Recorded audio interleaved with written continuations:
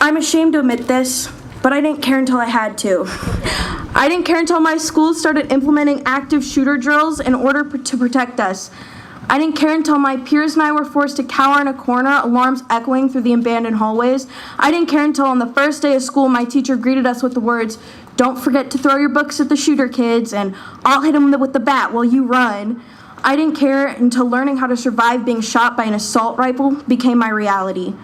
And now, as I end my junior year, these survival tactics have been indoctrinated in me. I find myself coming up with escape routes as I enter a new room.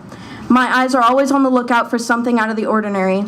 These guns aren't what's keeping us safe, they're what's making us afraid.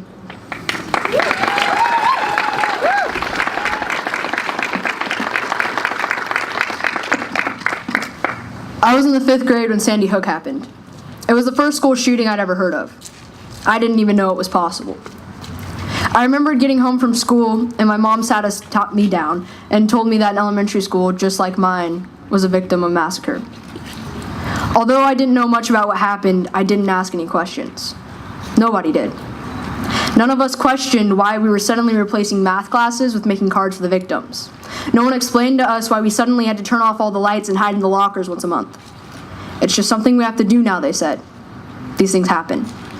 And somehow we all understood. Somehow we all came to the conclusion that what had happened was bad. When bad things happen, you make changes so they don't happen again. Jace and I struggled with what we wanted to talk about today. For the past week or so, we've tried to write poem after poem, exploring this issue and learning more than we could have ever hoped about the micro issues that stem off of gun violence. Yet, as the countdown to today got smaller and smaller, we realized our problem. We couldn't figure out how to make something so simple more profound than it actually is. And we have a problem. We live in a society that holds having a good time higher than our own children's safety, higher than our safety. It's exasperating to watch America have to advocate, raise money, and hold marches just to get a simple solution passed in legislature. While countries like New Zealand, who have had one mass shooting since 1997, makes waves of changes all within a week.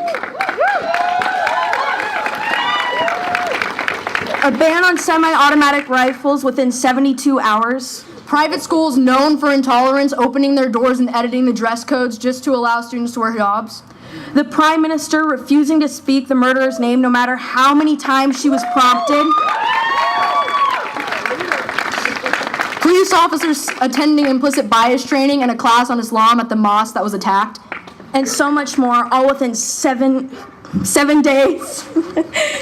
It's been 35 years since the first gun-related massacre took place in America.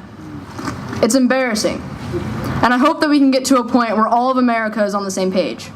To a point where all the adults in power now can recognize what 10 and 11-year-old kids could back in 2012.